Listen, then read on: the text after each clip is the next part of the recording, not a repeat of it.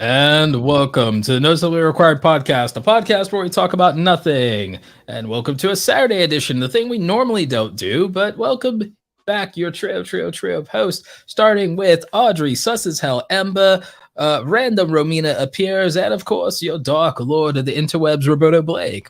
Welcome to the Noticeably Required podcast, filmed in front of a live YouTube audience. Please like, subscribe, review, and do all of the things.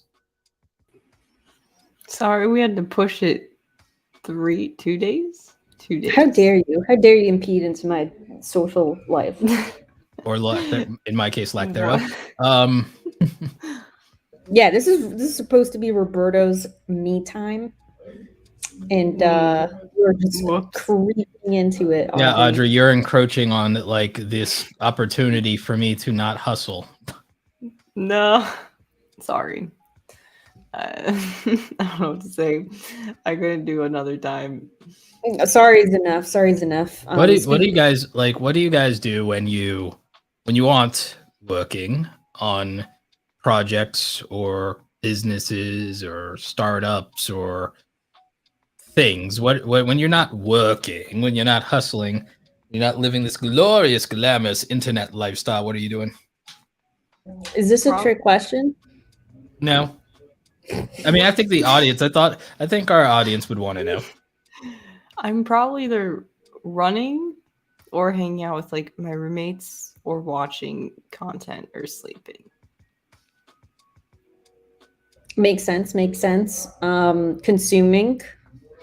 I watch a lot of movies, some shows, read a lot, and then also consuming content online, like reading articles or just education type stuff. I'm enrolled in some classes on Udemy and things like that, masterclass. So basically a lot of consuming, and then going to the movies, going to the park. I walk a lot. I like to go walking and be outdoors. And drawing, journal as well. Journaling, writing. For me, it's been a while since I've been to Zoo Atlanta, where I usually do like my wildlife photography and stuff like that. It's been a minute. It's been a hot minute. I haven't gone since probably like before the holidays, to be honest with you. I think mostly weather is the reason, because there's like not much point in going when it's like too overcast or when it's muggy or like fog, rain, that type of thing. There's no point. So I haven't done that. Been doing a lot of things around the house as a homeowner. A lot of stuff with the studio renovations for the basement, and a lot of just like believe it or not, still like getting moved in a little bit as far as like stuff from the garage and like cleaning up like storage area of the basement to make the basement usable and not just have it be overflow space for hoarding, you know.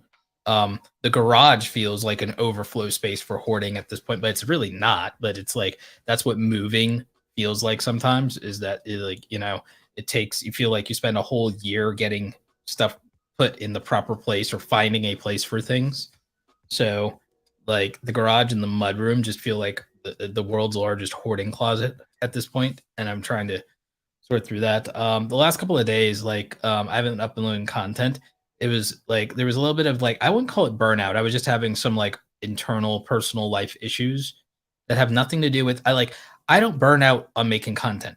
It's that I have an issue of I'll get overwhelmed in my actual life and it'll rob me of the energy I would normally have left to make content. And then so I'm not someone who can really just make content if I'm not feeling the energy levels, because I don't like how the content comes out. And even if I film and edit something, I'll sit there and I'll be going through it. I'll be like, this is garbage. And I'll literally delete something just if I don't feel like if I feel like it can tell that I'm not in a good mood, and that's not the point of the video, is not a rant, which maybe the thing I do when I'm in a mood is just I'll find something to rant about. But if I'm not like in a mood where I feel like myself, I don't feel like I can make videos. So then it just like goes on. And then I might feel like I'm in the mood, but I may not have the physical energy because of something else in life. And I'm also adjusting to my body after the pandemic, after getting out of shape because of the damn pandemic, which I'm really irritated with. So I've been spending a lot more time trying to build back up my energy, trying to stamina, trying to use my exercise bike, weight lift. I can't run for garbage anymore. I'm trash at running now, and I'm trying to build back up to get there because it's like I get winded way too easily now. So I'm trying to get back to the shape I was in, which wasn't even like my peak performance, but I felt decent about it. Like I'm trying to get back to where I was pre-COVID. And so like that's been a physical and mental struggle that has like also impacted my content creation life. But other than that, like stuff I do outside of this, I barely consume. Believe it or not, people don't understand. The content I consume from YouTube and like where my YouTube screen time comes from is like podcast while I'm doing something else, or like audio dramas or fan fiction, like on YouTube, listening to it. Like I don't read fan fiction, I listen to it. Like because people post fan fiction to YouTube. So like it'll be Star Wars fan theories and fiction and like audio dramas and things like that. And so I basically just like I multitask when I consume YouTube content. I don't get deeply invested in content consumption. I'm always doing something else at the same time, usually, to be honest with you. So, which could include, I could be literally listening to YouTube content and playing video games without the game audio on, and I'll be just double dipping and doing something that, you know, just doing both, absorbing whatever the video is, then playing a video game and still crushing it, still just like killing scrubs. So killing scrubs and noobs all day for free, while it's not even my main focus. Because like, what a guy, what a hobby. I'm brutal. It's like you could imagine back in the day when I used to take video gaming very seriously, and I was really like I was one of those like toxic gamers that took it too seriously. I can see that. Mm-hmm. Yeah. We still have to have our Smash battle. Oh, you mean where gonna happen? Oh, you mean where I like because you don't actually play the game, I destroy you in the game that I've been playing since before you were born, right? Wow, you don't got dragger. No. I'm still practicing. Okay. I don't have to practice though. I'm not practicing at all. You should. You really should. Oh wow, that's right. Fine. I'm not. I'm not that worried. I used to beat my brother all the time. That's all the practice I need. Like just as an anecdote, Ember, it's like the way that I am when it comes to games in general with games. You have these people who play like tournaments and like they take it very seriously and they try to rank, they win awards. Some of them even have like regional rankings or national or global rankings. And so I meet up with some of these people because some of these people are in like my mutual friend groups or whatever. And the thing is, I don't play serious like that anymore. And the thing is, without taking it fully seriously, I destroy them. I remember with Yu-Gi-Oh, for example, me and my brother used to play at the local card shop. There's this kid who was sitting there and he was really actually pretty good. He was ranked like in the top 8 in regionals or whatever. Come to the shop just to get wrecked though by me. Like with like this ain't Yu-Gi-Oh though. But I'm telling you in general with gaming, that's how it is. It's like there's people who sit there and they play things seriously and I will just wreck them when I'm not trying. Because it's like I remember not playing Tekken in forever. My friends were like really into Tekken, like arcades. Like I'm talking about people who own their own arcade sticks. I'm talking about people who own their own arcade sticks. People who literally log in and have like rankings and stuff like that. I was like, oh yeah, I haven't played Tekken in a while. It's like it's been like over a year. Let me play Tekken. And it's like, and I would lose some. I'm not saying I won every match, but it's like, but they'd be like, oh, blah, blah, blah. I'm like, it's like, dude, I'm catching up to you. It's like, I should not be catching up to you. You play this game seriously. You play this game every week. You play this game multiple times a week. I play this game when I see you once or twice a year. Think about that for a minute. And I'm beating you right now, or I'm catching up to you in terms of win-loss ratio. I should not be able casual about that. I retired from... Y'all realize the only reason I'm successful? Triggering Roberto. The only reason I'm successful is I retired from gaming. The only reason I'm successful is because I retired from gaming. Same.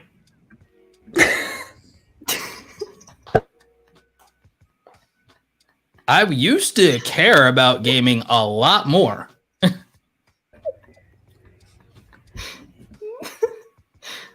It used to be a solid gold in Overwatch. Oh, you know what? Yeah, I was a big Overwatch. You know what? I was a big Overwatch player. Did you know Atlanta has an Overwatch team, Audrey? Yeah. Oh my god. Who's your main, Audrey? The fast one. Tracer. It's been okay. a while. Really? You were good with Tracer? I was great at being annoying. In what way? That I would just like, I would snipe people. Like I'd just kill people, right like at the start as they're going in. I'd just be like an annoying pest and like kill the healers immediately, and then they lose. Who do you think my main was? Reaper. No. Why would you think? What? Okay, interesting choice. What made you immediately go to Reaper? He's like the dark one, you know. I think I totally get it. It's your vibe. So here's the thing. I learned how to main a character in every category. All right, so I was really, believe it or not, I was really good with Reinhardt.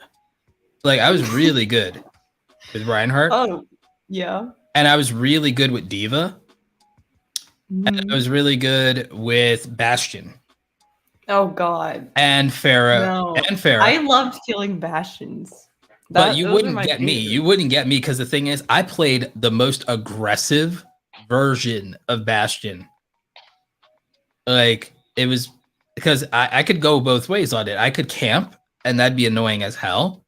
But I also played a very aggressive version of Bastion. So it's like, that was like really throw people off. Because it's like, how can you? And Soldier 76. I was really good with Soldier 76. Like, who was the healer I played too? Oh, Lucio. I would play. You would think that I would be good with you would think I would be good with Lucio, but I was actually really good with God, what was the big robot? You know what I'm talking about? The female robot. You know what I'm talking about. She's a really good balance. Oh, like, Zara? Zarya? No. She's the one not a robot. No, she has like God. Why am I spacing on her name? That was like I was actually really good with her. And what was the name of the dwarf again? Oh God, I know. Wait, you know what I'm talking about? Oh, I was really annoying with him. I did not like him and his turrets. I was good. I was really good. But you know what I'm talking about.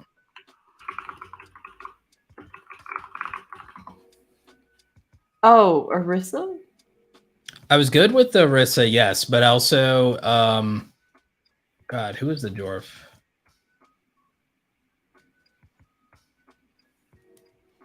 I was playing Overwatch. That was fun. Yeah, I was actually okay with there was other characters that I was just okay with. Just okay. But it's like but I was really good with the characters that I just mentioned. But like there's a lot of characters that are super, super popular that I wasn't like great with. I was okay with Genji. I was pretty good with Genji. I almost wanted to call Zenyatta Zendaya. I used to play Zenyatta. Zenyatta. No, I wasn't bad with Zenyatta. I wasn't bad with him, but when it's you like got headshots with Zenyatta, it was awesome. Oh, I also played Anna too.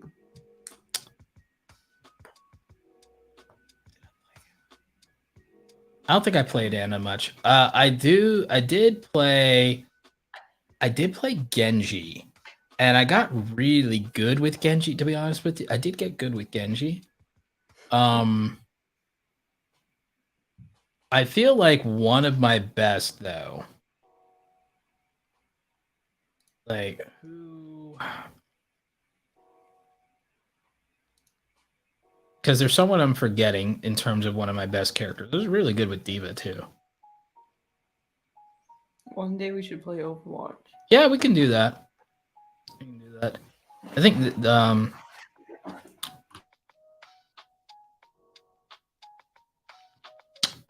I might have to get my PC back up for that. Romina's just like, I have Because no idea. I forget, because I forget, can I do it on, can I play Overwatch on Mac? No. I have to get my PC back up and running. Yep.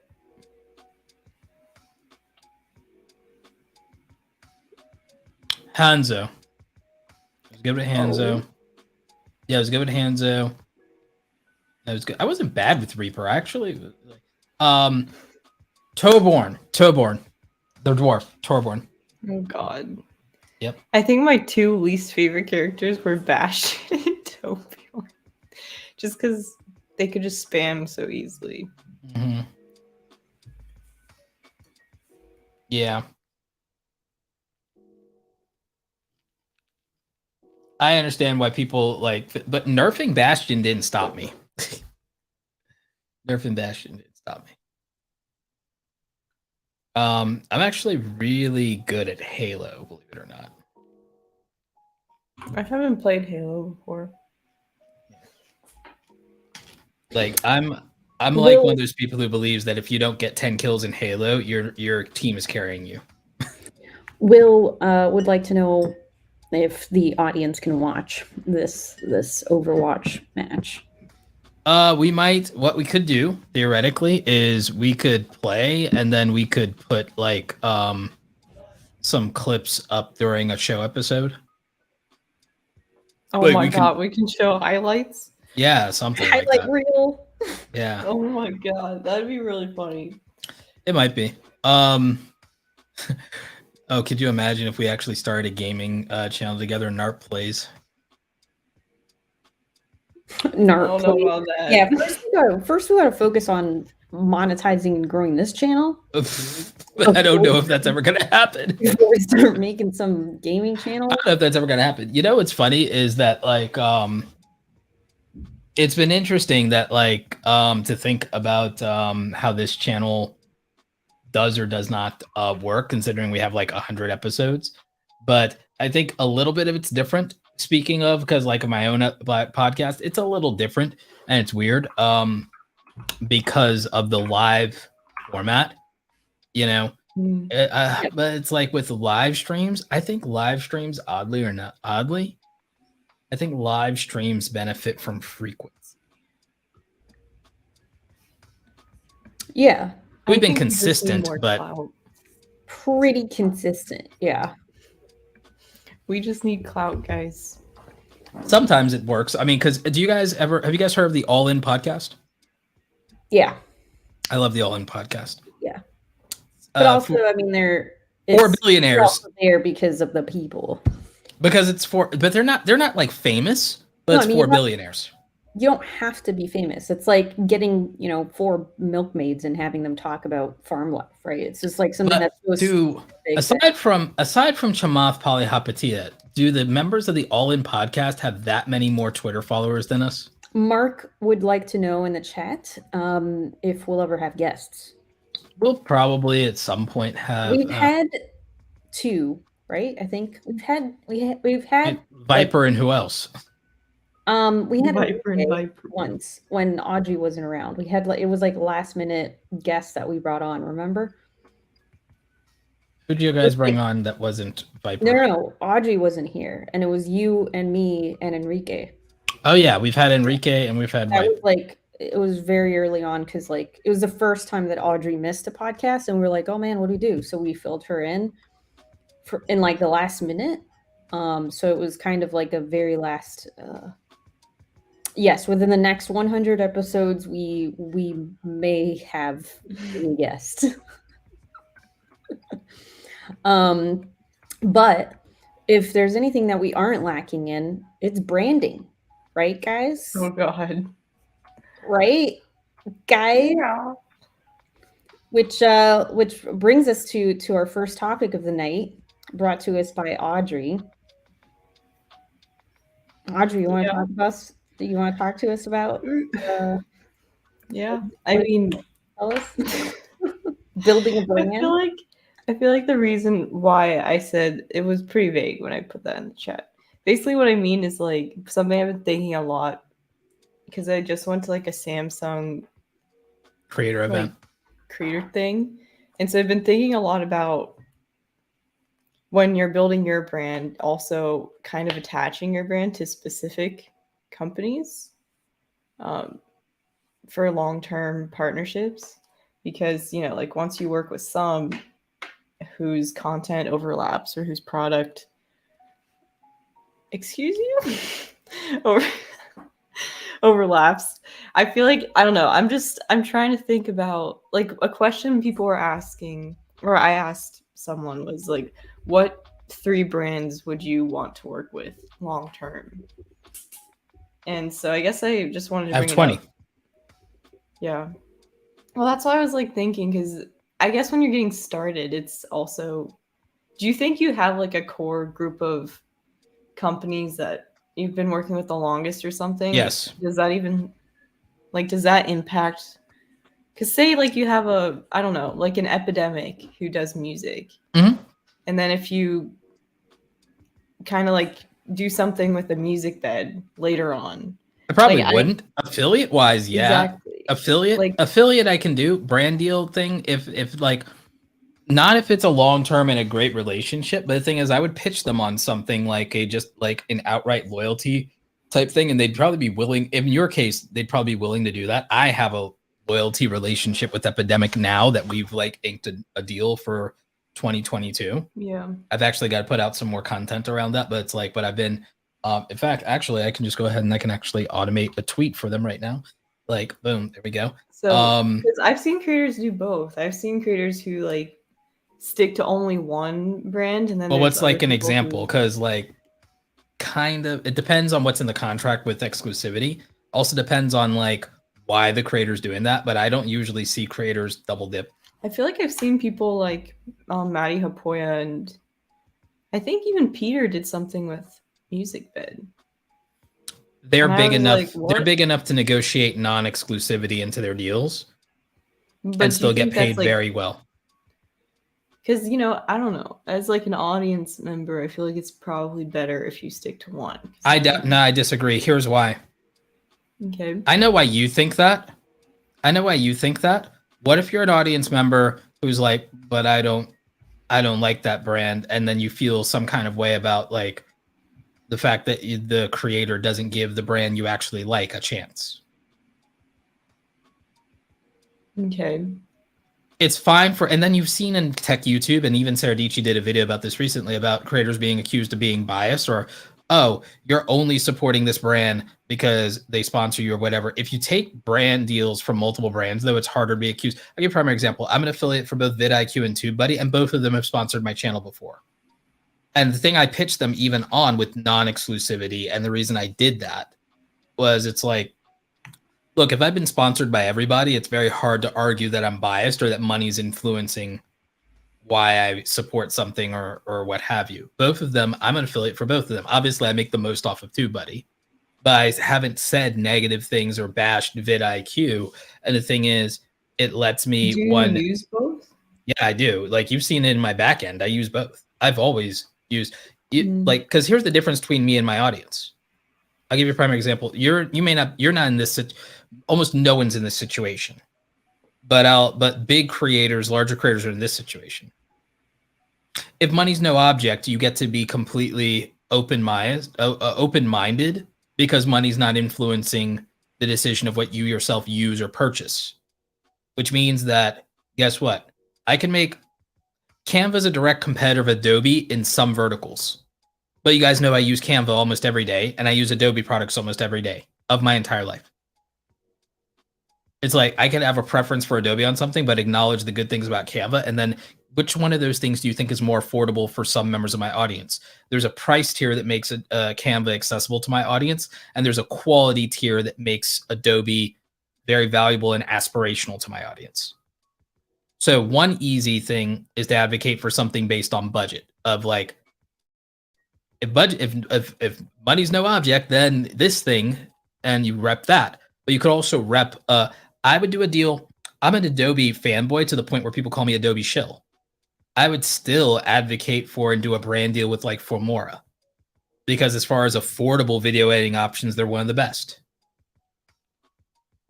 Everyone's like, but you edit in Adobe, Roberto. It's like, yeah. And a lot of you hate subscription models. And if I was a broke college student who couldn't afford it, or I was a beginning YouTuber and I couldn't afford Adobe, then Filmora would be my go-to because it's easy to use, it's affordable, and there's not a subscription plan. You buy it one time and you own it. And I know for some of you in my audience that that is the barrier for you, even making videos and content. You guys already know that, hey, I edit my videos using other software, using the more expensive tools. But if I need an affordable option, and that's how I would phrase it without mentioning their competitor by name, if I was doing a brand deal with them, it's like, if I financially were in the situation of a beginner, I would use the best software for beginners, and that's going to be Filmora for the price and value and everything you get. All of you know, I edit on very expensive professional software, but a lot of you can't afford those things. You don't like subscription models, so use this. It's all a matter of how you do it, Audrey. There's not a, oh, I can't do this because I'm doing this. It's a matter of, how do I make it make sense? And does it make sense? And is it something I believe is true? That makes sense. Your audience won't always be able to afford like something. So having a brand sponsor that's here's for the people with resources, here's for the people who are maybe a little bit more strapped for cash. It makes sense sometimes to have two brand partners at different price points. And sometimes something works better on Mac than PC. So sometimes something works better on desktop versus mobile. So even with doing a video editing partnership, if somebody's doing something and it's more of a mobile video editing app, that doesn't exclude me from being able to do a brand partnership with something that's more desktop based. Doesn't this also make you a more authentic creator if you have a broader, if the spectrum of products that you have in product placement and sponsors? I think it makes you a more authentic creator. At least I feel like, or brand, I mean, especially if you're doing like product reviews or covering something like tech news, I would rather they have, a couple different brands, but I also I feel like there isn't anything wrong with, like, I know certain creators, like I'm very much like involved in the tech creator community. And a lot of my friends, like, they make videos are exclusive to just like Mac products. And it's like, well, I'm not going to go over there and be like, hey, like, why aren't you making a video about like this Samsung phone? It's like, no, it's like that person makes videos about Mac. Like, that's just, that's their thing. So I feel like if they're building a brand around that, then I think it depends on how you position yourself. If you're going to position yourself like, because I think what you're talking about, Andre, comes from like, or you can correct me. Is your concerned that by doing that, you're doing something wrong by the audience, or is it a fear of criticism from the audience? It's not really as much about the audience. It's more with the brands. I feel like if they see you like promoting a competitor, I don't know. Then they should have paid you for exclusivity. Yeah. Because they're not going to sit there and they're not going to sit there and they're not going to worry about bigging up or putting on one of your competitors. Yeah. That makes sense. I was just curious because exclusivity is a line item in the contract from the Roberto Blake School of Brand Deal Secrets. Exclusivity is a line item in the contract. You want exclusivity? You want exclusivity for 30 days? Well, that'll cost you. Oh, you want exclusivity and I don't work with your competitors for 90 days? Oh, well, that'll cost you. Oh, well, if we do this amount of contract in the year and we're on a 12-month deal, I'm not talking about your competitors or promoting your competitors during that whole 12-month cycle of you paying me every month. Well, that'll cost you. Yeah, that makes sense. In a weird way, authenticity-wise, to Romina's point, if you're doing multiple brands, it means that they haven't paid you for exclusivity, which means you haven't been incentivized to be biased, which to Romina's point might be more authentic from a viewer perspective of. Yeah. I mean, I think the viewer perspective is important to a degree, but it's definitely at the bottom of the list because if you're doing it with good intent, then who cares what the Quality content itself is from a viewer perspective, because here's the thing, viewers can assume good or bad intent on their own without it having anything to do with the truth. yeah. You can have all the good intentions in the world and like the audience could misconstrue it, or someone that's not really your audience but happened to view the video could misconstrue it. They do it in the media all the time. Yeah. Like your intentions don't mean much, unfortunately, today compared to how people will decide they want to feel about it. Yep. So it's like, here's as long as you another didn't thing. have malicious intentions for you, like where you feel like you're doing something that's directly at the expense of the audience, then I wouldn't worry about it. But I wouldn't try to check all these boxes to make sure to say, oh, I'm doing the right thing. Because it's like they'll move the goalpost on what the right thing is every 3 years and you won't have any say in it. So who cares? Yeah. One thing I did find cool, like literally when I was flying back to LA, I randomly sat next to this lady who works at Meta. And she works Oh, Lord. she works on Did she call you a metamate? no. That's what you're asking supposed for to more call money. By the way, people. Anthony, asking for more money will not cause the brand to drop you if you know how to do it properly. Facts. No, but this lady from Meta, because at the Samsung event, they were talking a lot about how they're not as focused, or there's been a shift from looking purely at numbers to trying to find creators whose mission kind of aligns with theirs, with their brand. And I was talking to this lady on the plane, completely random, had nothing to do with the Samsung event.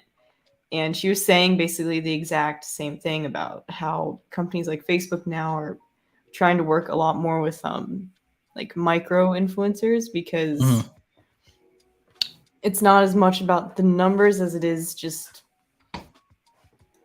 creating like long-term partnerships and stuff like that. I thought that was interesting because that's definitely kind of a shift, in my opinion, anyway. It is and it isn't. Do you want to invest, like a little bit about investing, Audrey? Do you want to invest in a company that you think is doing solid work when that company is already at $1,000 a share? Or is it better for you to look at that company?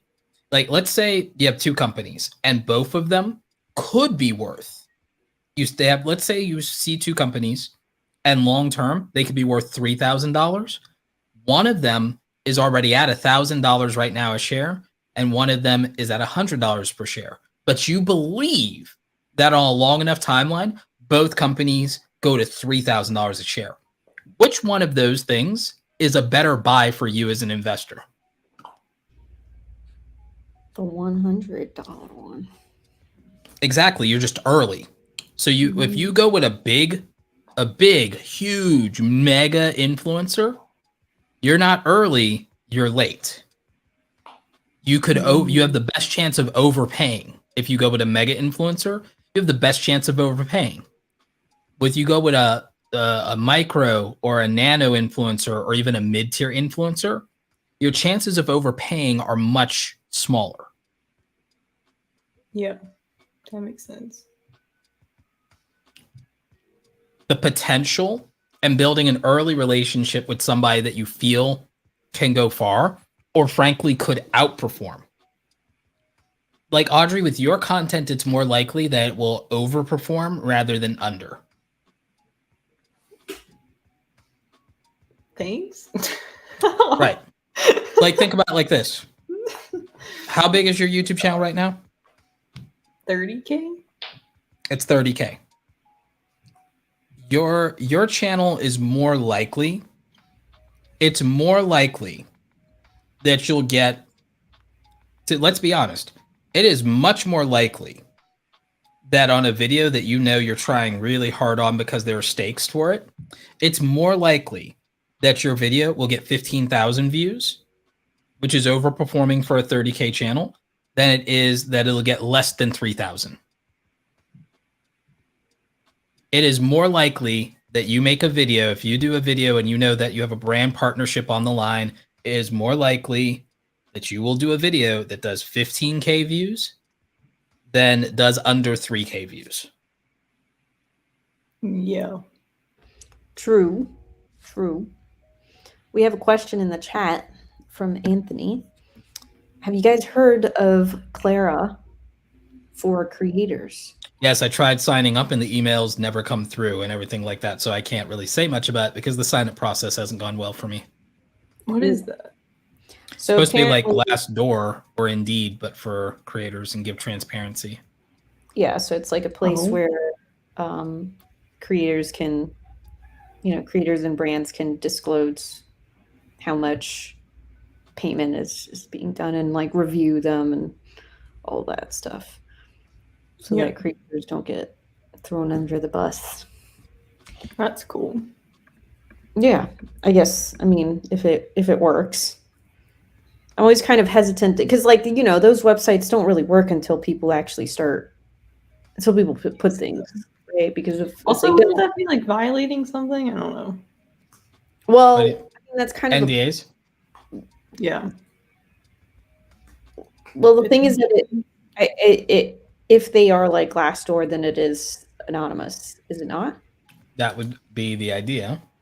Because like the point is that, like with Glassdoor, you're able to talk about past employers, right, in a transparent way, where it's like, hey, these people sucked, so that other people who are looking to be hired by that company can know, like, hey, they kind of have like a weird work environment, and to maybe think twice about applying to that company, right? So I think it would be the same kind of concept if it is more like Glassdoor, then it should be anonymous.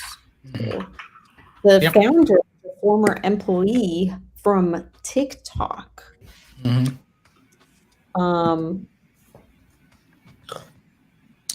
I guess the reason that they can trust it is that you do have to show, like, well, what social media they review and allow people. They vet who's allowed to sign up, and you have to give, well, what's your profile on one of your social medias, so that they can kind of keep up with who's who on their end, so they can kind of know who's full of crap and who's not. You know what I'm saying?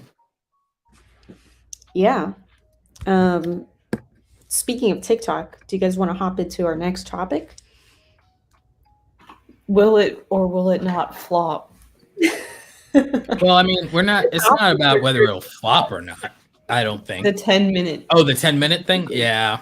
Wait, did we talk about everything you wanted to talk about on brand stuff? Yeah. Okay. 10-minute TikToks. 10-minute TikToks. 10-minute TikToks, guys. Okay, can I just say my argument on the 10-minute TikToks? Here's my thoughts on the 10-minute TikToks, all right? Go. Okay. I go to TikTok for short, mindless scrolling. It's very rare that I watch a 3-minute video on TikTok because I'm not there for that. Like, I just want my brain to mold into mush and not think. So I go there for like the fast, quick clips. If I want to watch something longer, I go to YouTube. Like it's a different type of dissociation. Like, why do you go to TikTok for mindless content when you have the YouTube Shorts app? Because the algorithm is better. Wait, like I think the content is better on TikTok. How? Right now. I don't know. Isn't it more interesting. Everyone is booting all of their TikTok content to YouTube and to Instagram Reels and trying to monetize. With the TikTok thing, it's like it's the community that makes it interesting. Like you open up the comments. Do you actually go to the comments? Yeah, I go to the comments all the time on TikTok. I will say the comments when I was posting every day on my TikTok, the comments that I would get on TikTok were the reason that I would post on TikTok. Right. But as a viewer, do y'all viewers are always in it. Like you look at the comments, like so many of them have almost as many likes as like the actual video because literally everyone is in the comments. When I'm in TikTok, I don't really go for the comments and I don't really give a crap what people say in the comments. But maybe I'm just a person who, like, in general, the whole culture is. Maybe I've just been conditioned to hate comment sections. Yeah, I mean that kind of makes sense. There's also anonymous people in the comment section. In our DM groups, in general in our DM groups, are me dunking on comments on videos and not even on my own content. Like dunking on comments on the videos. I hate comment sections on other people's channels. Roberto says so many The TikTok screenshots. comments are different though. So I'm not going to go to the TikTok comments and find trash. You definitely will, but a lot of it's funny. I bet you it's going to be a landfill. Basically, what TikTok comments remind me of is like the top comments on YouTube videos, just more of them, and they're also paired with like funny inside jokes that come from TikTok culture and memes. Okay, I'm not in the culture and I don't care about the inside jokes on things I'm not a part of and everything like that. For me, most comment sections are toxic as hell. Except for my own YouTube. My own YouTube comment section is great, to be honest with you. Roberto's taking his stance, Audrey. He's putting his foot down. No more comments. I'm not going that far. I'm just saying that, like, aside from the worst thing about my comment section at this point is all the spam. That's the worst part for me. YouTube should get on that. But like, so, Mark in the chat says 10 minutes of TikTok. You mean vertical video torture? No, gracias, amigo. Like, I do not see myself watching a 10. We'll see, but like, I'm seriously doubtful. Like, if there was, especially if I know it's repurposed from YouTube, then I'll literally just watch it on YouTube, because I'd rather watch something horizontal for 10 minutes than something vertical.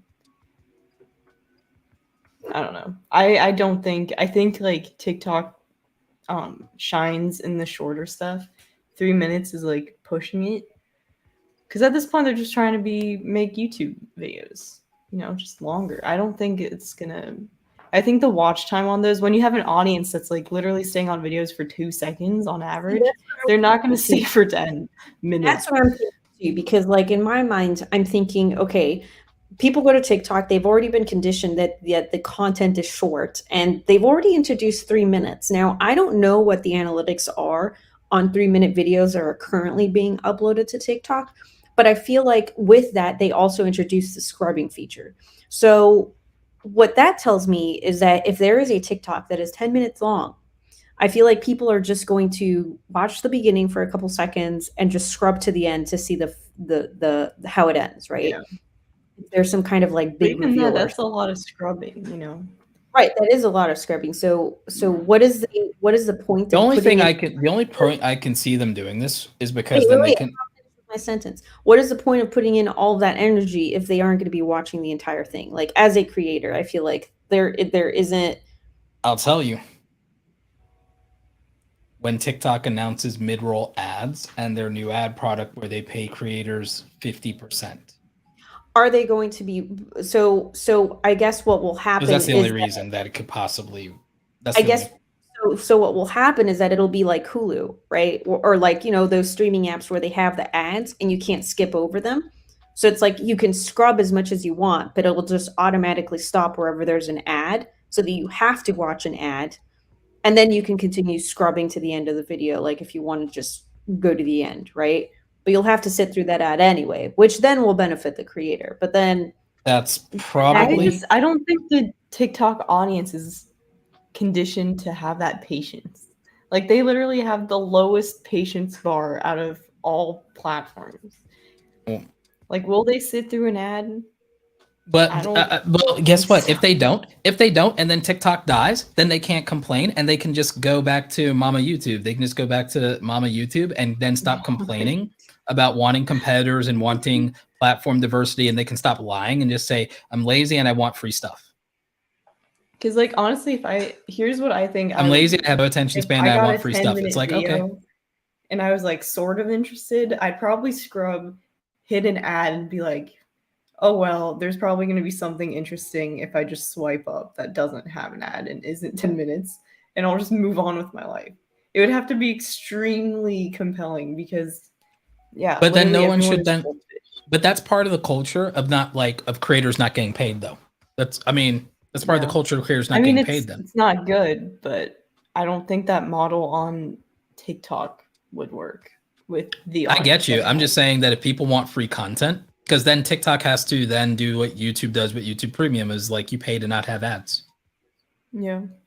But since TikTok is mostly so much young people, they don't want to pay for anything, and they're all about the socialism these days and everything because they grew up with this, like, all this free shit. So they like, So and it just TikTok, robs creators in the end. Creators are the ones, because as it is, TikTok's already robbing creators because the TikTok Creator Fund already massively doesn't pay creators proportionately. It doesn't tie it to YouTube. It doesn't tie it to TikTok's platform revenue the way that YouTube is tied directly to the success of its creators by us doing revenue sharing.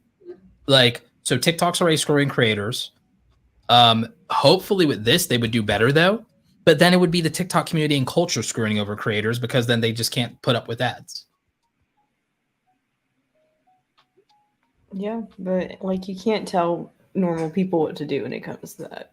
Then they Like, should it's stop. Then they should stop bitching about like not having options, or when they don't like YouTube or they feel like YouTube's censoring people, or whatever, because they don't like users are the reasons that no competitors. Like, I don't want to hear any millennial or that's young, any super. I don't want to hear any young millennial or anyone in Gen Z ever say a goddamn thing anymore about monopolies, because monopolies don't exist if people actually spend money elsewhere. But when people don't want to spend money at all, congratulations. It'll be a monopoly of meritocracy of the handful of companies that figured out how to get people who will pay. So I don't ever want to hear anyone bitch about monopolies or conglomerates or antitrust ever again if they don't want to put up with advertising, monetization, or paying for something. Suck it up then. Put up with the monopolies then, and put up with like alternatives and secondary platforms dying out, because you can't demand that something exists if you are unwilling to support it with your wallet. I have a question. How does a creator fund work? Do all the creators make the same amount, or is it like is what? Isn't it like there's just a pool of money and then it gets split according to how many views you get, but the pool money is not changing. So the more creators that make things, the less everyone makes. I think it's like, I don't know how many millions that they just have in the fund, and then it's like spread out for the when next. The platform wins, the creators lose. If it's a creator fund, and that's the only way that you can monetize. When it's the only way. With YouTube, YouTube has a creator fund too. Right as of this moment, it pays less than TikTok, but it's not the only way you can monetize on YouTube. YouTube has 10 ways in platform for you to monetize right now, which is the difference. Yeah. With the TikTok Creator Fund, if like you could be doing really well, but if a lot of other people start doing really well, your money can get cut in half. So the thing is, now it's also creating scarcity and competition instead of collaboration, because it's not that y'all all can eat if it's a creator fund. It's actually not.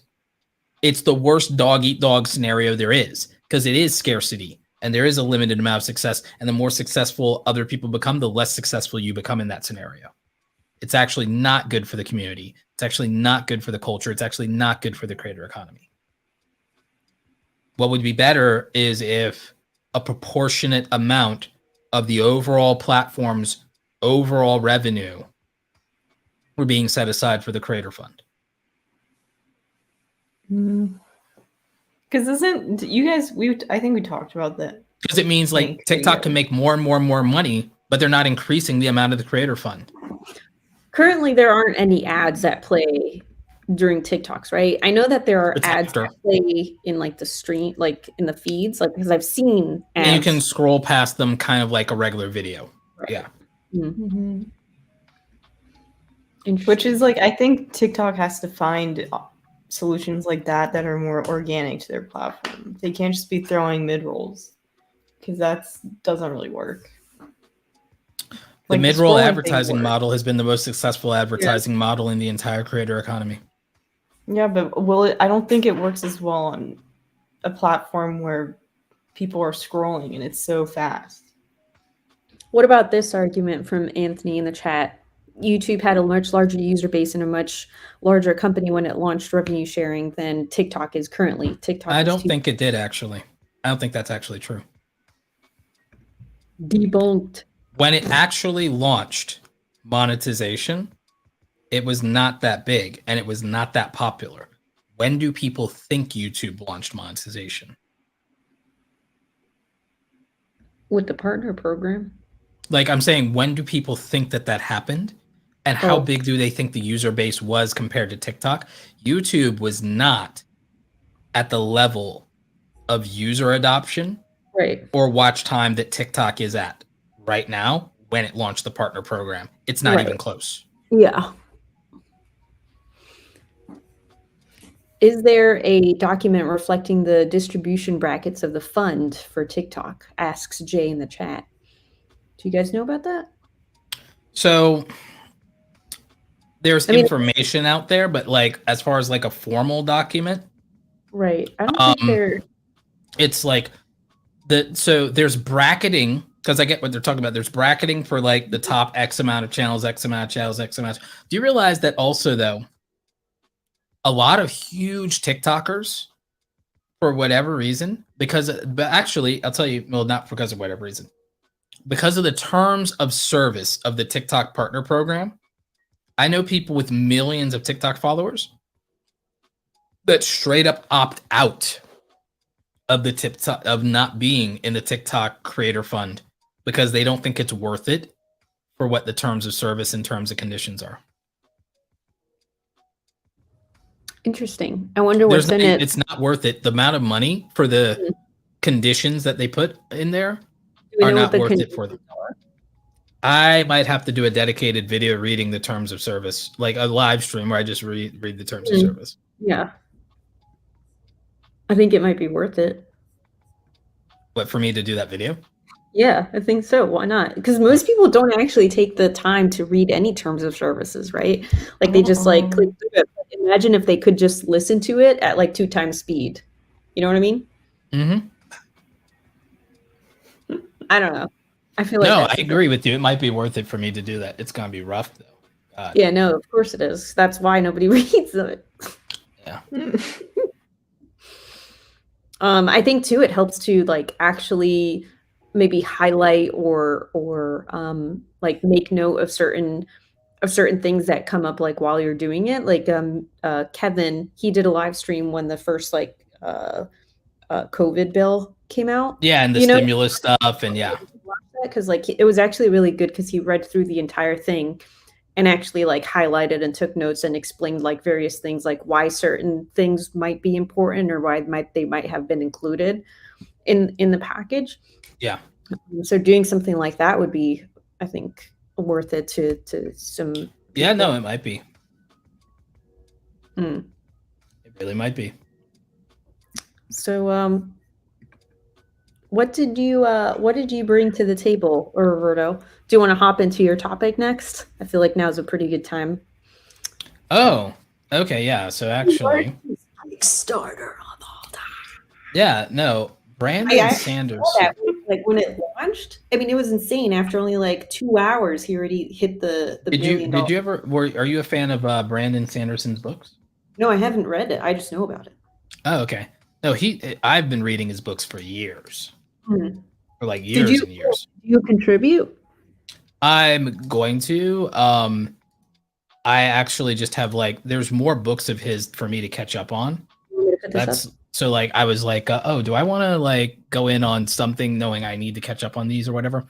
Brandon Sanderson is that spike. Yeah, this man is just phenomenal. He's a gem. And he has a YouTube channel. Did you guys see that tweet that Cody did where he shared like a screenshot of a thing and then he like pointed right before the peak and he was like, imagine if you stopped here? Yeah. Yeah, this is definitely that. And so yeah, wait, what's the context? Who is this guy? I'm trying to look for the He's a fantasy author and he just launched a Kickstarter because like during the pandemic he wrote, like in the last couple of years he wrote, I believe, 4 books. Yeah. And so he launched this Kickstarter only like a few days ago or like last week or something. It's only been a couple days, right? I think it hasn't even been like 72 hours. Anyway, so and it broke like every record. Yeah, like within a couple hours he had already hit the 750. 1 million in 35 minutes. And then it was fastest Kickstarter of all time to 4 million. Yeah. And then it just kept going. The goal was for 1 million. It hit the goal and hit funding in under an hour. Did it in 35 minutes. Then it was the fastest to 10 million. And it kept going and go because Because people want to. Who is this guy? What? People just know Okay, his book. so there's actually a long time ago there was this book series called The Wheel of Time by Robert Jordan. You can think of it as another George R. R. Martin Tolkien type, right? Brandon Sanderson had been writing on his own for quite a while, and he writes so much. He's so good. I love this guy, and I've read so many of his books. But Brandon Sanderson ended up being chosen as the successor to finish the Wheel of Time series because Robert Jordan passed away before he could finish the series, and it was supposed to be like a 13-book series. And I think Robert Jordan passed away before book number 10 was finished, so or something like that. So, by the way, there's now a show on Amazon Prime or for the Wheel of Time. So the thing is, Brandon Sanderson, I think, is probably best known aside from the Wheel of Time for one of my favorite series, the Mistborn series, which is like really, really good. But like he's written, I'm trying to find a thing that explains how many books that this man has written, because the amount of work he has written since 2005. So like literally over the last like 15 years, the amount of work he's written is just it's absurd. It's absurd. Like there are people who are more famous but have done less work per se, right? And the quality of his work is good. It's not a quantity over quantity thing. So like this guy is just phenomenal. And he has a massive fan base because of how phenomenal he is, but he also is very active in social media, has a YouTube channel even, and he's been doing for years. He's been doing these great writers lectures and workshops, just giving away gems for up and coming writers has been like huge. And he's one of the best fantasy authors that has ever been written.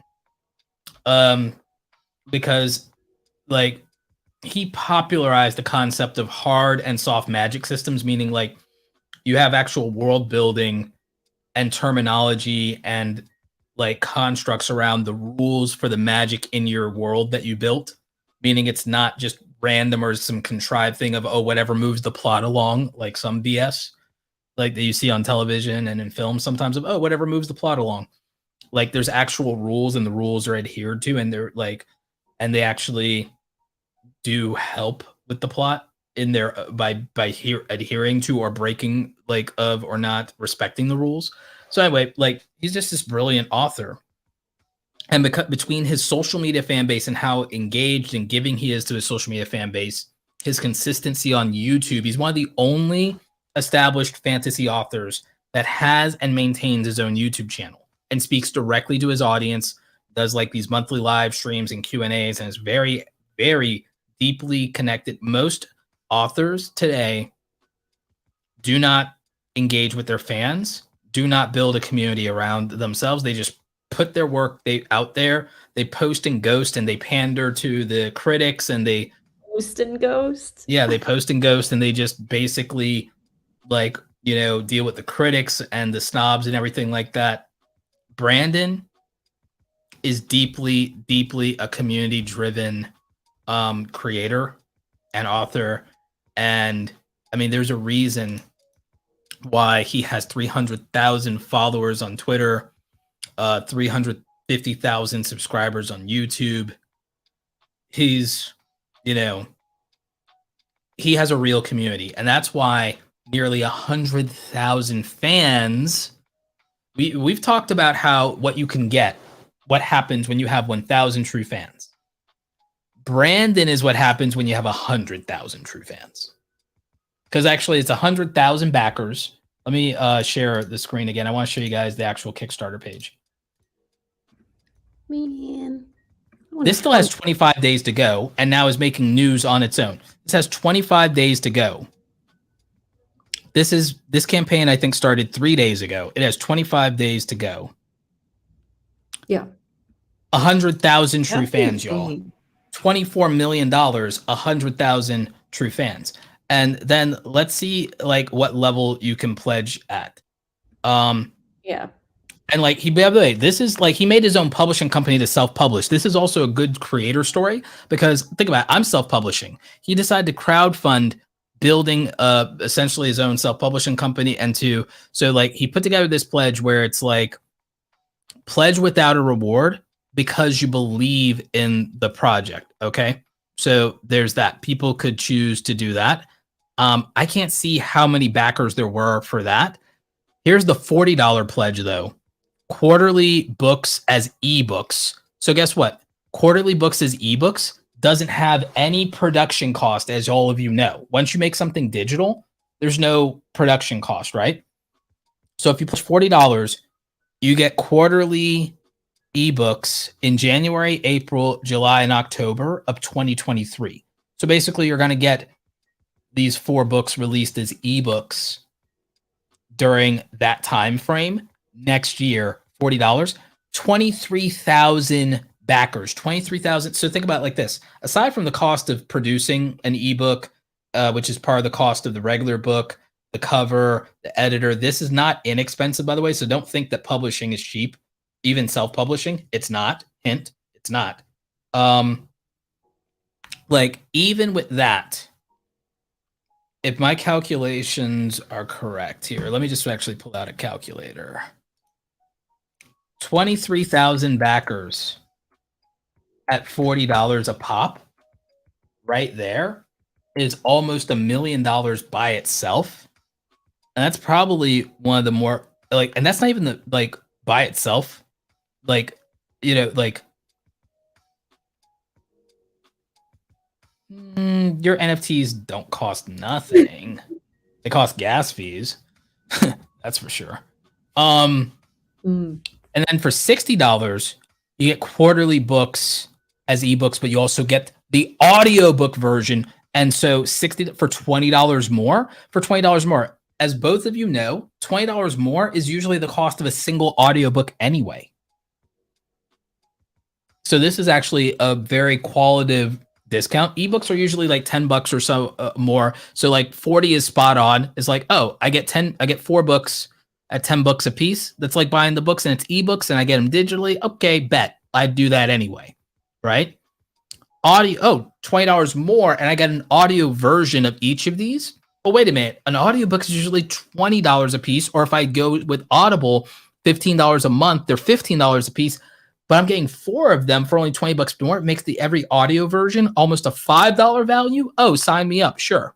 Right? Makes total sense. Not to mention, after delivering all of these to the contributors, it will be like he'll have it recorded, like it's already there, and like he'll continue to make money off of this. So this is like not a one-time thing. This is because it's going to be out there. This is just the people who were like prepay, pre-order, basically prepay. So this is amazing. This is basically just prepay. Like after I do my first couple of self-published books, y'all, this is the model I'll probably move to be honest with you. And then so quarterly books, premium hardcover. So you get the ebook version and you get the premium hardcovers unsigned. Now, hardcovers, for those of you who may not be familiar with, hardcovers are expensive. And again, I think this includes the shipping, but it's limited to certain countries. But like, okay, ebooks would be worth $40 a piece. So then that's down to $120. And then the hardcovers, those usually do sell in the bookstores for $30. So you're getting that. So it's like, it's basically the same. It's basically like pre-ordering. Okay, bet. Now you get all of the formats. And so it's priced at that. And this is unsigned. But he does another one where if you go, you get a year of this books, you get the thing, but you also get a special premium swag box. So it's basically like merch. And so then it's another, there's another tier of that with the swag. There's another version with physical books and just the swag. Then there's the maximum all formats plus the swag box. And these are unsigned version of the books. Now there's add-ons. And I imagine that the add-ons are things like you could add on and decide to get swag or something like that. I'd have to like go through this whole 15,000 process. people backed that's 500 or more. That's crazy. It's not when you think about everything you get. And the thing is, you doing this is like someone who's like a hardcore fan of his, in the way that like people might be hardcore Harry Potter fans or hardcore Game of Thrones fans. So this is like a year subscription. So all of these rewards will be delivered throughout the span of 2013. So basically, this is somebody's like prepaying their entertainment budget as a book person and as a collector, because what they're getting is they're getting the ebooks. So that's going to be on their Kindle or whatever. This is like for readers. Like for readers, you have to understand. And then they're getting these premium hardcovers, and they're getting 8 swag boxes. So 8 swag boxes. The swag boxes might have like a ton of value in them, because what they're getting throughout the year is the other 8 months out of the year that they're not getting a book, they're getting a swag box. So when you divide 500 by 12, 500 divided by 12 months of value, it's like a $40 a month subscription, and you're getting a lot of stuff for 12 months for that same $40. There are worse subscriptions. And for somebody that's like a big old book nerd, to be honest with you, you could spend that in books in a year if you buy hardcovers. If you're the type who buys hardcovers, you could buy that in books, or if you're a collector. So like, again, it depends on what you want. But again, most people signed up for these $40 to $160 is like where most people signed up. The most backers was the 220, where they get all the books in all formats. And that was, that's not the most people, although it's probably some of the most money. It's not the most people. 6,000 people signed up for that. 1,000 signed up for over 2,000. More people signed up for the $380 package than the $360 package, because of the difference of $20. And more people than both of those signed up for the $408 pack. And then more people than that just said, give me the most expensive thing. And I think the people who said, give me the most expensive thing, are hardcore people who have been reading Sanderson's books for more than 10 years. Anyone who's been invested in Bryan Sanderson for 5 to 10 years is probably the person who spent the $500.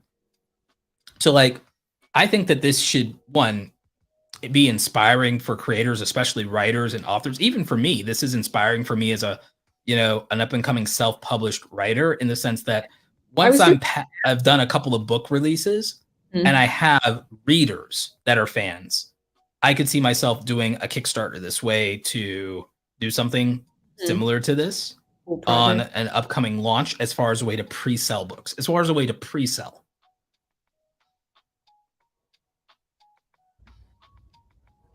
yeah.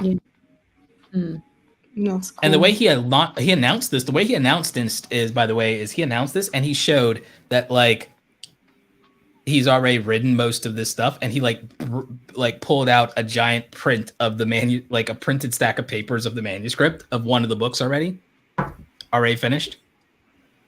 Because basically what he did during COVID, he basically admitted to his audience, okay, I lied. I didn't do all the mental health stuff and self-care during COVID. I just wrote.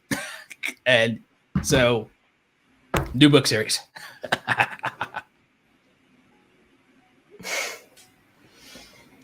I guess it's a way of, for a writer, it's kind of therapy.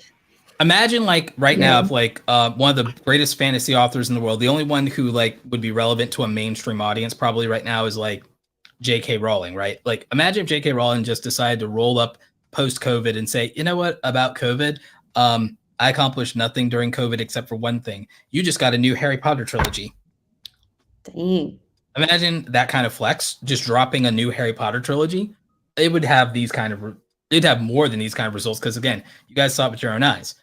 You can get to $1 million if you have 1,000 true fans who will pony up, $1,000 a piece over the course of a year. But see, for real, y'all, though, he gave people the option of, well, over the course of a year, we spend $40 with me, $100 with me, $250, up to $500, and he didn't have 1,000 true fans. He had 100,000 true fans. 100,000 true fans. And it turned out to be $24 million. $24 million in 3 days. 3 days. Crazy. Crazy. That's crazy. These books better be good. Well, he is good. His stuff is good. Like, I mean, yeah, but there's nothing for you to lose, right? It's like you put in whatever you feel is enough of a risk. Like when you buy a book or rent a movie on Amazon, right? It's like, well, I know that I'm going to lose $5 if I don't like this movie, right? Audrey, if Mr. Beast said, here, buy a collector's box of all of the Mr. Beast swag, like where you'd probably spend 500. No? You don't. I'm you not don't that think, much of a Mr. Beast fan. But I'm saying for even the historical value of the fact of like for the 100,000 like 100 million subscribers that you wouldn't pony up $500 for a Mr. Beast time capsule that had 8 swag boxes of Mr. Beast swag. Wait, Roberto. Okay, instead of Mr. Beast, what if it was Casey Neistat? What if it was Casey Neistat?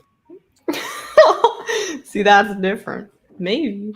Okay, well, for some people who are book lovers, Brian Sanderson is their Casey Neistat. Yeah, how you feel about that, Audrey?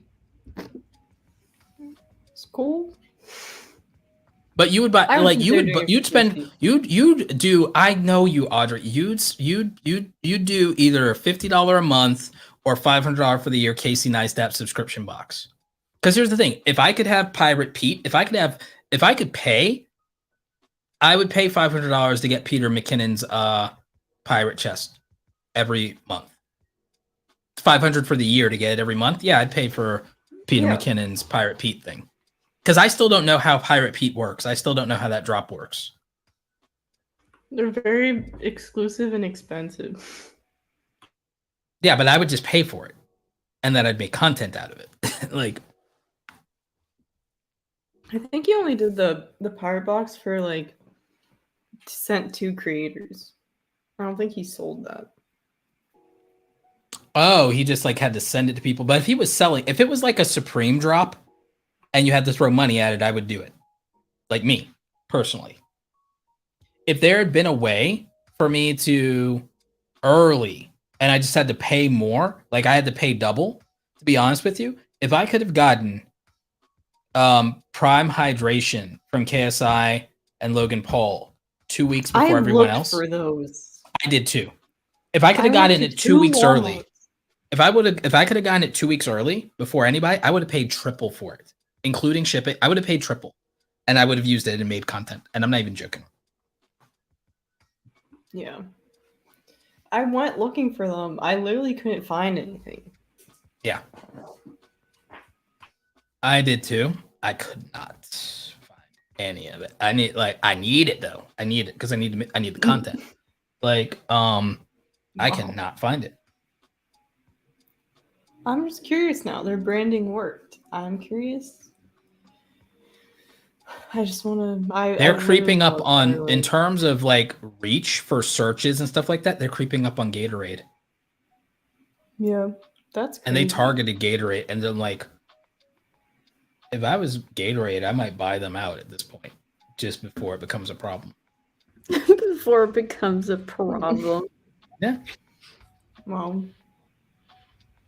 Oh yeah. So Chris in the chat says, speaking of Casey, can we get an update on how your course is going? So I haven't finished it enrolled in Casey Neistat's online course. Taught by Casey himself. Yeah. I think I have one video left, and then like the last one. How many Probably have you? Another hour and a half. I've watched. Have you attended all of the live in person ones? There were live in person ones. I thought that was the entire point. No, this is that it's all pre-recorded online course. It's just that you have to do it within a time span. Like a peer group and stuff. Yeah. Because the reason why it's for 30 days is because you have a peer group and you're supposed to make 2 videos in those 30 days. I didn't do that. Only 2 videos? Only 2 videos in Yeah. those 30 days? Well, they're already paying. I don't know, like like one of them was one of them was like a fast vlog that you don't plan in advance, and then the second one was a pre-planned vlog. And so I was just like, well, I'm just gonna incorporate this into my next YouTube. How many videos I is don't the need to training? make Is the as how many specific. videos is the course? Oh yeah, how many Maybe, hours? Like 7. They're pretty long. They're like at least an hour each. Okay, so it's like 8 hours of training, I'd say 7 it's videos, probably 8 like hours. 8 hours. 7 video. It's Total, 7 maybe. videos. It's 8 hours of training. I'm guessing. How much was I it? don't know exactly. How much Whatever. was it? 250. 3 I think it something, was right? 250. 250? I thought it was like don't 3 rem- something. I think it I think was it's 250. 3 something. No, I think it was 250. Oh. Mhm. I'm pretty sure it was 250. That's the number that's coming to my brain. I mean, I think But that's a good. Like I'm. And you get to excited keep the watch videos last forever. one. Yeah. I mean, you can do it at whatever pace you want, but like the idea is that Your group though is only 30 days. yeah, I mean that you like it's paced that way so that you don't just like enroll in a course and then I understand. drop off, you know? No, I understand. Even with those though, Mm. here's the thing. I'm gonna flip something for you guys. Courses that are less than like courses that are not live training, right? Courses that are not live training, like Ali Abdal's part-time YouTuber Academy, which is like a 6-week intensive boot camp training. Like things that are not like almost the equivalent of like a coding boot camp, but for creators, right? Which, by the way, I'm working on one. I'm working on a creator boot camp too, similar to Ollie's, which will be expensive, just like Ollie's. But here's the thing. I've come to an interesting realization. When you guys were in college, what's the most expensive textbook you ever bought? When I was in college, They were expensive for like no reason. yeah. What's the most expensive textbook you ever bought, though? I don't know. It was definitely like over 150. So almost like $200. What about you, Audrey? Yeah. Probably around the same. Did you guys ever have like a $300 textbook? Because I had like an over $300 I don't textbook. remember. I don't think so. That seems. I I feel like I would have found another solution. I did a Twitter, and like there were people who had spent over $300 before on like a textbook. So guess what I started doing? I started judging online courses, but by the equivalency of what are the most expensive textbooks.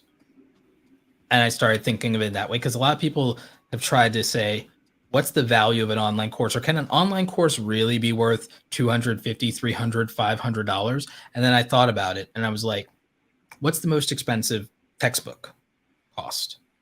And you don't use all of the textbook. Have either of you ever used the entire textbook that you bought from college for the course? Hell no. You ever reference it again? You ever use it again as reference material after you're done with the course? No, it's called selling it. Right. So to other people who have to other people who have to have the textbook in order to take the course, and a lot of the times the textbook is written by the professor. A lot of times, right? You've seen that before. So guess what?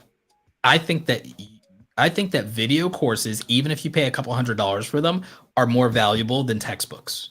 And I think textbooks. I don't think you can say that an online video course is overpriced if it's under $500 or so, or even if it's a little over. As long as it's under $1,000, I don't think you can criticize an online course, because when you combine the cost of taking in the real world course, and people say, oh, well, the difference is accreditation. It only if you graduate with your degree.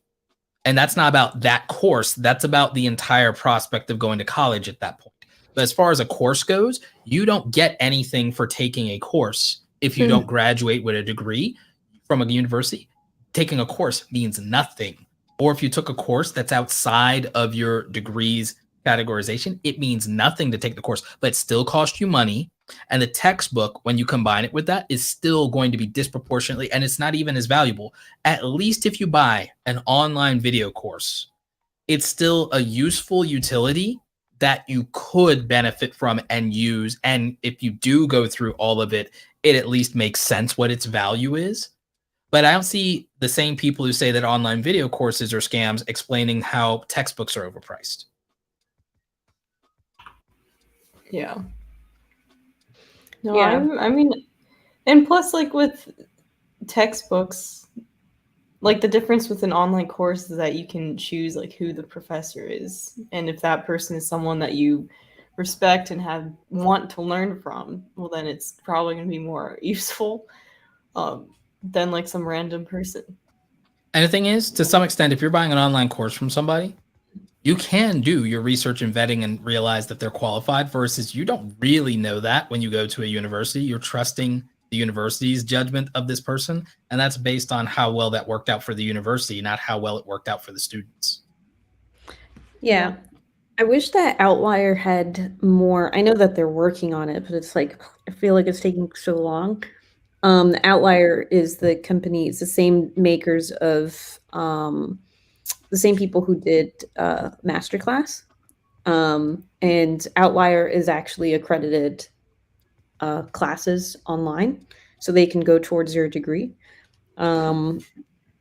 And they're filmed, like they're mods. Can you delete the comment of Yeah, that I'm person that trying. had to be blocked? I think. Oh no, Well, they've been blocked, but can you delete their comments too? Yeah, Because I like wish, literally even their username is something offensive, right, yeah. which I'm beginning to think that YouTube needs to do more about that, not just blocking comments, but even blocking usernames. Yeah. Anyway, I wish that Outlier had more courses, because I feel like that's it's only like $400 to enroll in one of the courses. So it kind of goes hand in hand with what we were talking about a few minutes ago, where it's like, $400 to enroll in a course that's going to be applied towards your degree, that's accredited, and you can do it online at your pace, any pace you want. I feel like that's really cool. And then also you get to be in a class, a college level class, with a professor who you might not have access to because of the school that they typically teach at, like IRL, right? Which also I think is an interesting aspect to Outlier. But like, they were, the first year that they were out, they only had like 2 classes. So they've been very gradually adding to their curriculum, but very cool nonetheless.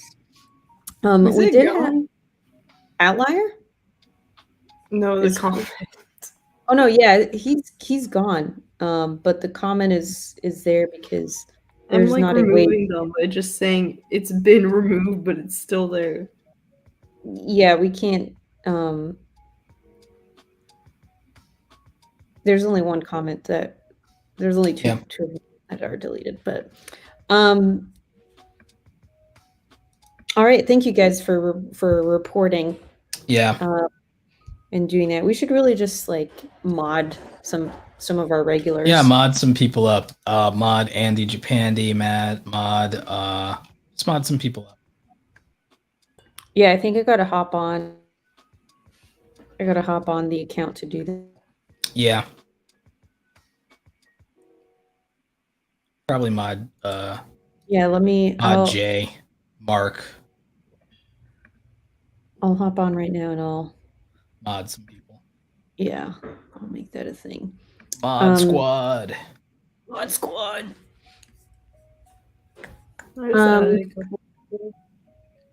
You what? I just added a couple people. Who else should I add? Oh, did you already do it? Yep. Andy, okay. Mark, Anthony, Elliot.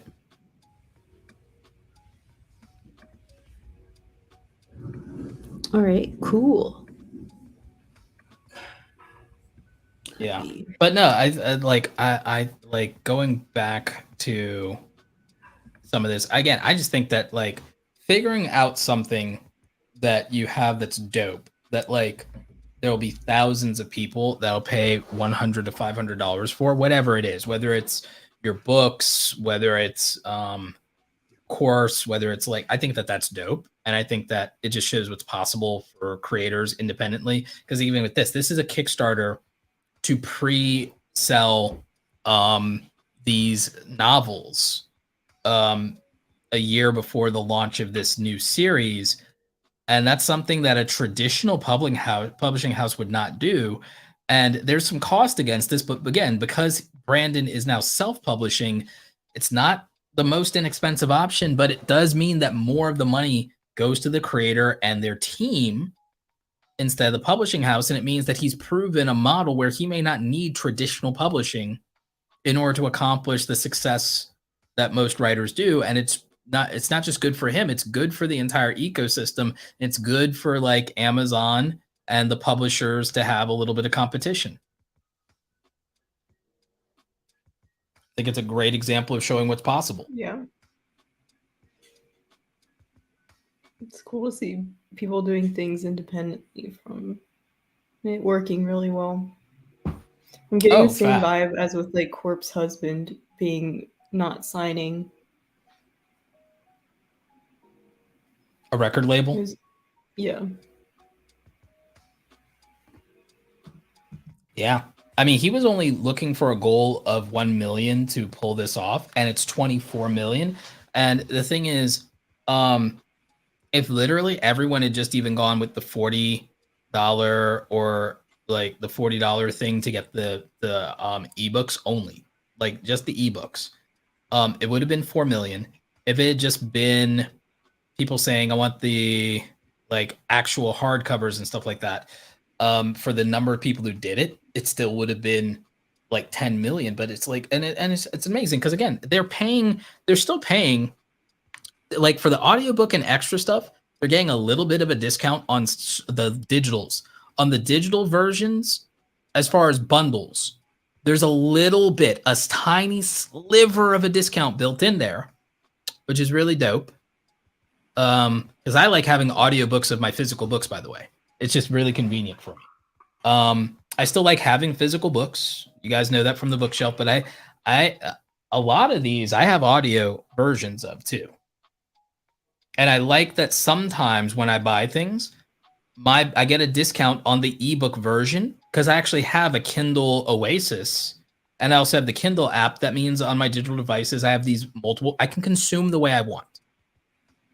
Yeah, I really like that some of the books on Kindle automatically just come with an audiobook, an audio version included. Like you could just get one. Yeah, or they discount it. Yeah, and I really like that it syncs as well. So like if you're listening to it in the car, you finish one point, you can pick up reading later on. Audible was one of the best designed user experiences of all time. Yeah. Oh yeah, I love seeing Corpse Husband succeed. Andy was pointing out that he's now a voice actor on Funimation. I love that he's doing that. I love that Lee and Lee is doing that. There's a lot of people. I want to get into voice acting.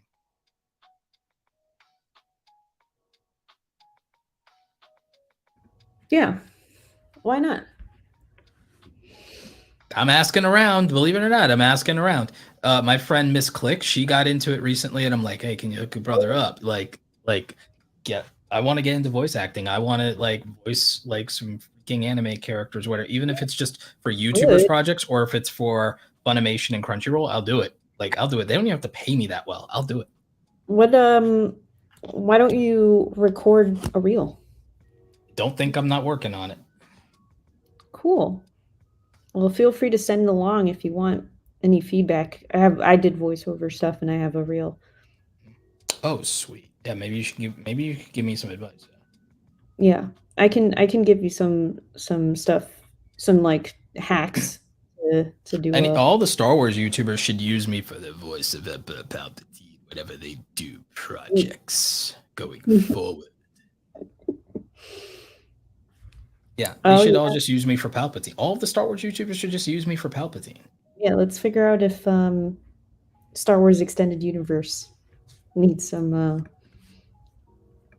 talent. Star Wars got talent. Star Wars got talent. That's pretty funny. Oh man, you think that's what's next? Just like themed Got Talent shows? I think so. I think that's coming actually, and everything like that. Yeah, right? Like, why not Audrey, is have... Dan May still doing that show, that talent show? Didn't he just start doing his No, show? that was a He's doing a different thing. different The show. talent show thing, that is not happening anymore. I thought it was dope. I guess it didn't get enough traction to be worth it.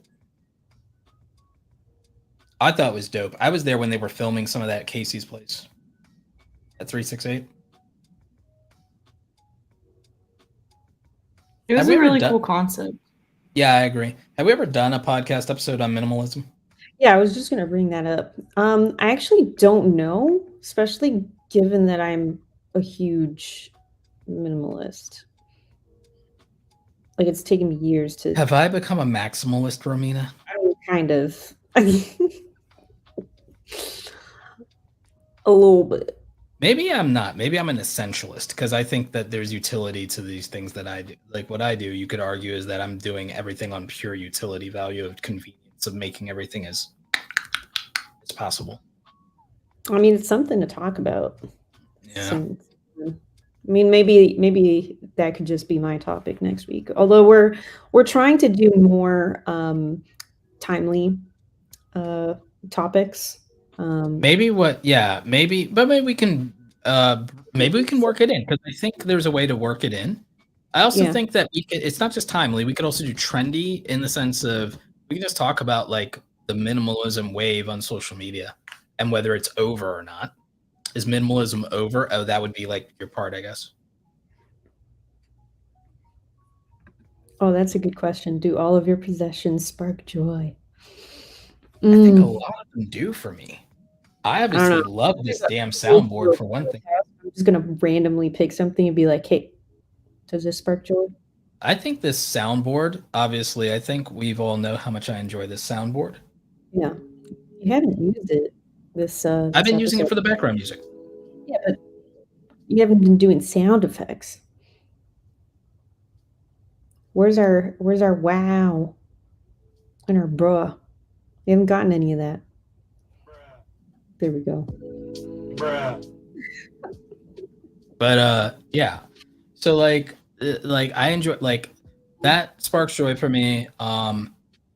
This Mac Mini sparks joy for me. It's made my life less hectic. You realize how few technical difficulties I've had since buying this Mac Mini?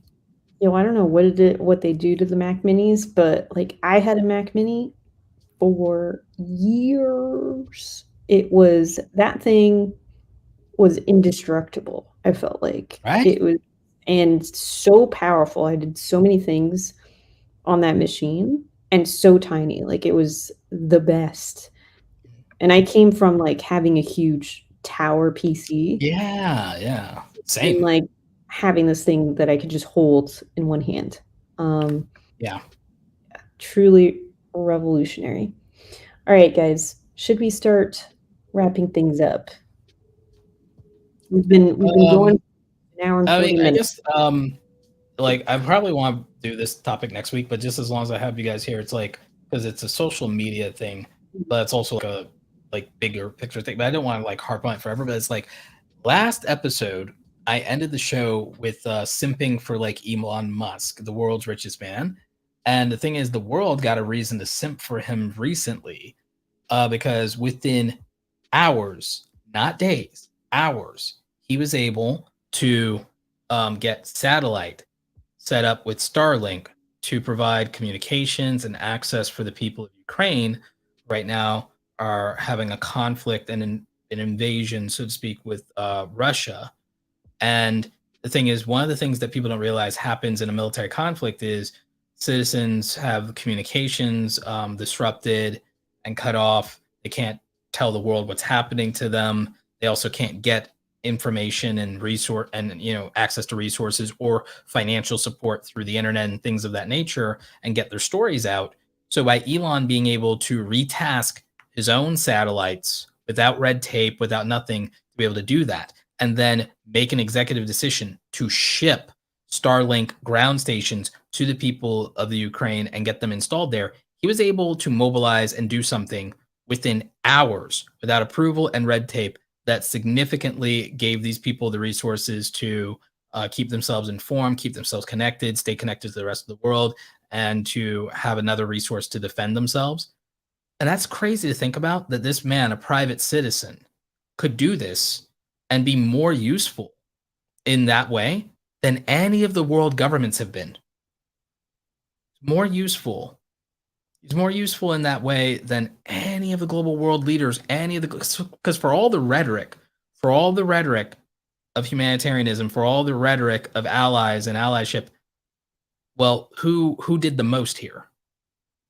Who did the most here? Because I think literally and by the way, these satellites cannot be disrupted in the way that ground-based communication systems and cable systems can be disrupted. So it's much harder to take out. So it's much more harder in this case to silence the people of Ukraine. In this case, silence them, censor them, and propagandize this situation because they can't speak out for themselves and speak up for themselves. Giving more and more people this is the value of the technology and what he's done with Starlink and what he's done with SpaceX. And the thing is, this conflict also highlights the importance of the need for energy independence, because maybe the reason that a lot of people aren't doing more and aren't helping is because they're dependent on the oil and gas resources that Russia controls. Germany shut down their nuclear power plants. They don't have the energy independence they used to. We shut down the Keystone pipeline. And we're not even in Europe, and we get 3 to 6% of our oil and gas from Russia, and we're not even in Europe. The countries in Europe are much more beholden, which means that for all the talk of NATO and the EU, there's an economic consideration for their people that they have to also consider, because they're not energy independent. That's why what Elon's doing matters to the whole world. I think this kind of brings up an interesting perspective on things, which is an individual being able to alter the path of a crisis or conflict between nations, whereas this is something that we've unprecedented, and that we haven't really seen before, right? Because regardless of whatever side you want to be on and support, we now have an individual that has equipped essentially an entire nation with a weapon, right? Mass communication, right? So the means of truth, the ultimate weapon, right? And that's and it's a new kind of weapon, right? So it is kind of, I think, intriguing to think about it from that perspective of what does that mean? The bigger look, bigger picture of it. When we're looking at it, we're seeing somebody who's able to I manipulate, I feel like is a strong word, but influence. The outcome of something like that. And that's this is only the start of it, right? As we progress and as there are more people who attain that level of power that Elon has, are we going to see more of that, right? Yeah. Where the government isn't intervening at all. We didn't have the government or the military come in and do this. It was just one guy that was oh yeah, here you go. It was a private company. It was a private citizen, and the request was made to him from the request was there was outreach. There was outreach being done, and he was like, done. Let's go. It's not I have to talk with this person. I have to get this approval. It was able to, resources were necessary, resources were allocated. And that was not at the expense of someone else either. Because that's the thing, that the potential of people who can do tremendous things. And again, when we say things that power, what if it falls into wrong hands? That's subjective. That's subjective because from Putin's standpoint, it has fallen into the wrong hands, right? Who gets to decide what the wrong hands are, right? Yeah. It's just I don't know, some people might actually think that it's already in the wrong hands. Yeah, well, a lot of people already do, and they complain. A lot of people think that Elon's size, platform, and fame and wealth is in the wrong hands, when clearly this is another example of why it's not.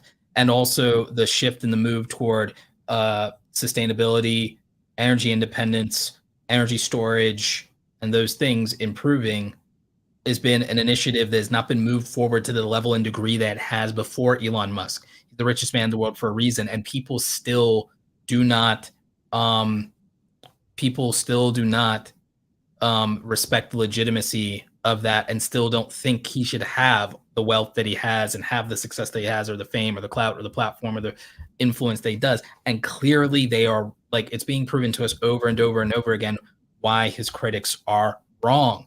And it's really interesting to me. And of course, people don't get him and they don't agree with him. He's neurodivergent. He's the most successful man in the world. He's the most successful human being in existence. And he literally does not think like other people because he's neurodivergent. Like that's an incredible story that never gets talked about. Of like, of course you can't relate to him. And it's not because he's rich. It's because he doesn't think like you, and he literally can't.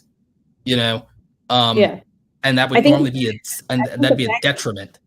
I think the fact that he takes the risk to actually try alternative methods and finding alternative solutions to things in a very public manner is, he ends up, obviously, if he does mess up, everybody makes a big deal about it, right? Like Jimmy said, everybody's going to remember. Mr. Beast said the other day of like, I can feed 1 million people and there won't be hardly any coverage of it, but let me slip up. Let them catch me slipping one time.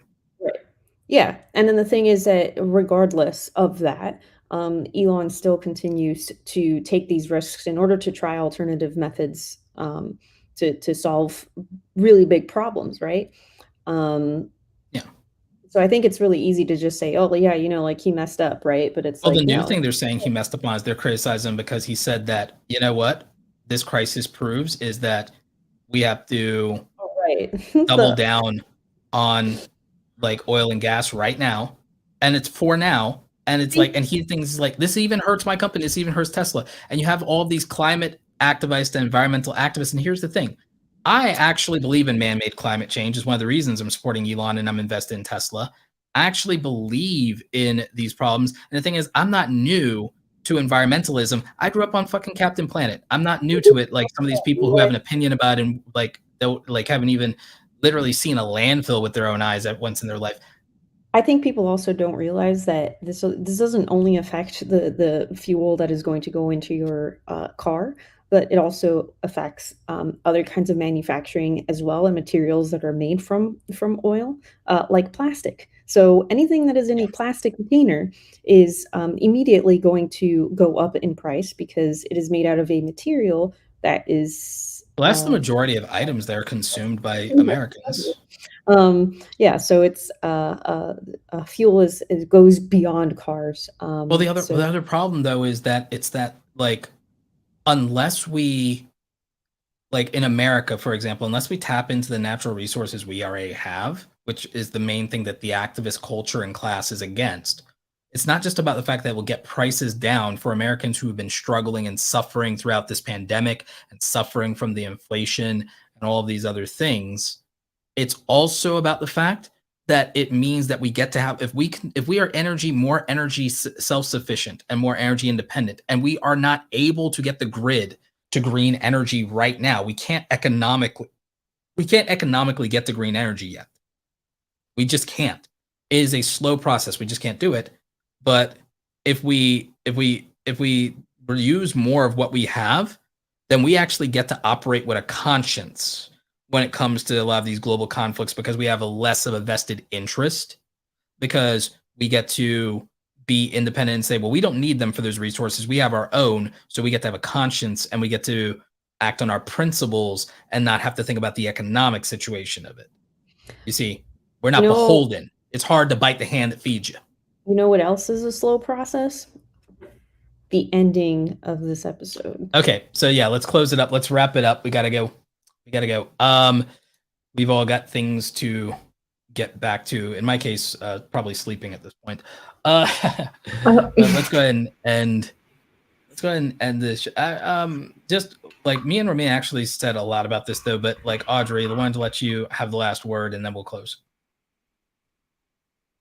I think giving internet to people who needed it was cool. And that's a good way to That's And that's it. a good way to. It's a good way to do it. Thank you for listening to the Noticeably Required podcast, a podcast where we literally talk about nothing and where we may have just figured out how to save the world. Tune in next week when we'll have 3 or 4 exciting topics for you. This has been your trio of hosts, starting with Random Romina Appears, Audrey Sus as Hell Ember, and of course your Dark Lord of the Internet, Roberto Blake. Thank you for listening. Please tune in next week at our regular time, assuming nobody has to back out, of Thursday, 7 p.m. Eastern Standard Time, filmed in front of a live YouTube audience. Please like, subscribe, review, do all the things. We'll catch you next time.